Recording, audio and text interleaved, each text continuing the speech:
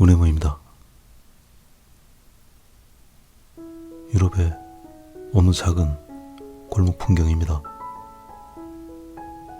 해가 중천에 있는 한낮이지만 좁은 골목에 나무 그늘이 깊어서 어두운 골목에 한 줄기 빛이 겨우 새어듭니다.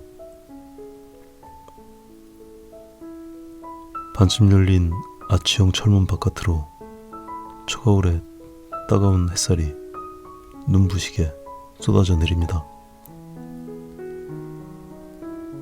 오래된 돌계단에 낙엽이 쌓여갑니다.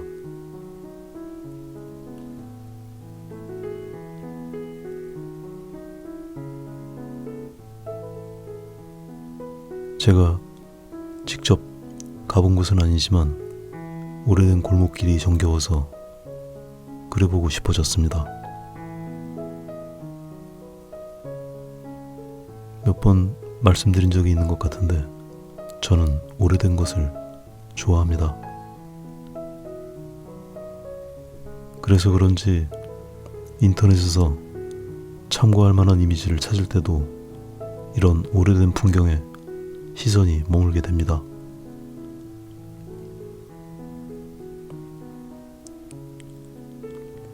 벌써 스케치가 끝나고 밑색 작업이 지나갔습니다. 조명 때문에 색의 왜곡이 조금 발생합니다.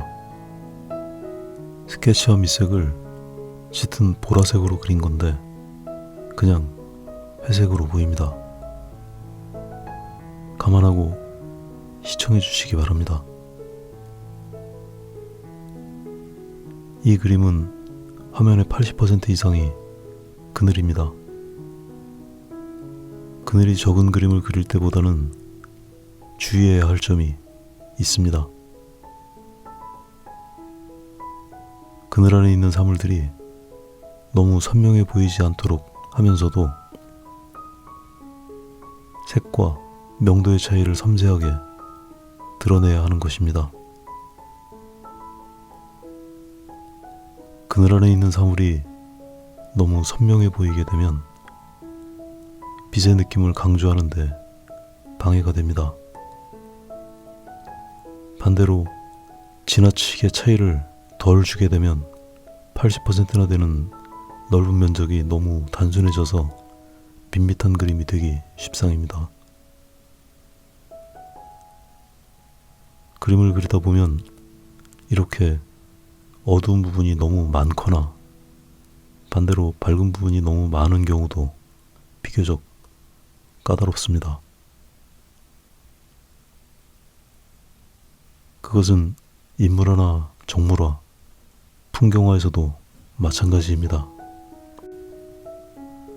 그림을 그릴 대상을 결정하실 때 빛의 조건도 감안해 보시는 것도 좋을 것 같습니다.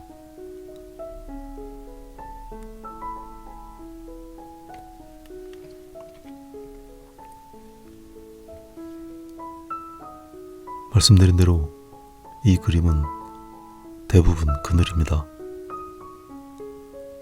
그늘 안에 있는 사물이라고 해서 전부 회색 계열로 그리게 되면 칙칙하고 단순해 보일 수 있습니다.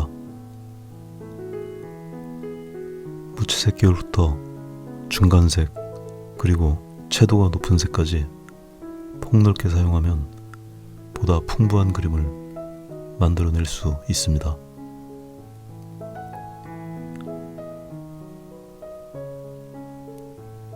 제가 얼마 전에 조명을 바꿨는데 아무래도 잘못 바꾼 것 같습니다.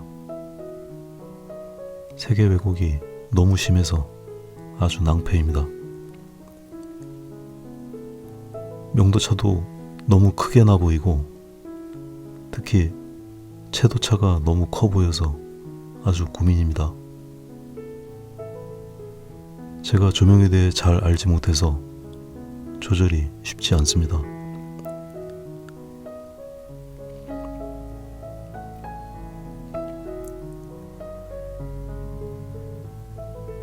오일 파스텔로 그림을 그리다가 이런 걸 만나면 반갑지가 않습니다. 이렇게 날카로운 선을 긋기에 오일 파스텔은 너무 뭉툭합니다. 이럴 때는 너무 스트레스 받지 마시고 뭉툭한 끝을 잘라서 날카로운 각을 만드는 것이 현명합니다.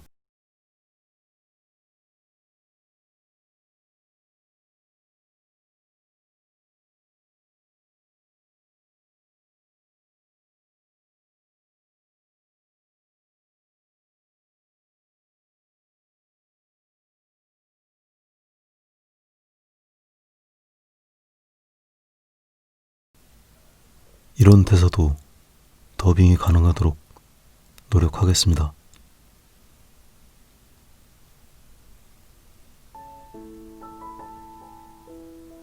강렬한 햇살이 닿는 부분은 다른 부분과의 대비를 위해 가장 밝은 색으로 가두어 놓겠습니다.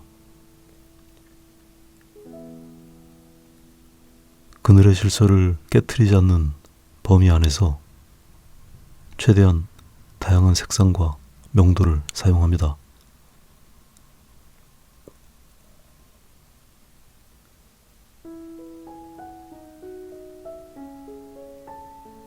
요즘 모든 분들이 그렇겠지만 너무 답답한 세월입니다. 특히 여행을 좋아하는 사람들에게는 감옥에 갇힌 것과 다를 바가 없을 만큼 답답한 시간들입니다. 저 역시 여행을 꽤 좋아합니다. 자유롭게 여행을 다니던 기억들이 아득해집니다. 무얼 그릴까 고민하면서 인터넷을 뒤지다 보면 간혹 이런 풍경들을 만나고 그리면서 마치 여행을 하는 것처럼 찬찬히 들여다보고 만져보듯이 그리는 곳에 만족하고 있습니다. 적어도 그림을 그리는 동안은 꽤나 그런 느낌이 듭니다. 사진을 찍는 것과 달리 그림을 그리려면 대상을 수도 없이 많이 봐야 합니다. 물론 실제로 사물을 보는 것만큼 충분하지는 못하지만 꽤 위로가 되는 의미 있는 일인 것 같습니다. 한 번씩 시도해 보시는 것도 괜찮을 것 같습니다. 오늘은 여기까지 하겠습니다.